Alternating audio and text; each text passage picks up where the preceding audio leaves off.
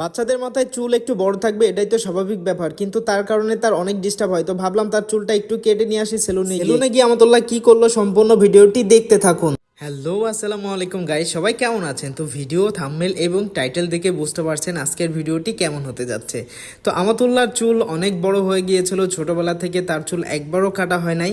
তো সেলুনে নিয়ে আসলাম, ভয় পাচ্ছিলাম যে আমতুল্লাহ চুল কাটতে দিবে কি না দিবে কি না। পরে ভাবলাম যে যেহেতু দেখি কাটতেও তো দিতে পারে, তো তারপরে দেখলাম যে না মাশাআল্লাহ আমতুল্লাহ কোনো ডিস্টার্ব করে না, সে তো পুরো শান্তিপূর্ণভাবে তার চুল কাটতে দিয়েছে। গাইস তার চুল কাটানো নিয়ে আমি টেনশনে ছিলাম একটাই কারণে, যে এর আগে চুল কাটতে আসতে চেয়েছিলাম ওকে, অনেক সেলুন থেকে তাকে না করে দিয়েছিল যে তারা নাকি বাচ্চাদের চুল কাটে না। তো গাইস আমিও ভয় পাচ্ছিলাম যে আমতুল্লাহ কাটতে দিবে কি না, কিন্তু না, দেখেন শান্তশিষ্ট ভাবে একবারে বড় মানুষের মতো করে চুল কাটতেছে, মাশাআল্লাহ খুব ভালো। যদিও তার অনেক বিরক্ত লাগতেছিল, তারপরে সে কোনো ডিস্টার্ব করে নাই, সে শান্তশিষ্ট ভাবে চুল কাটতে দিয়েছে। অবশ্য তার পাশেই ছিলাম, আমি তাকে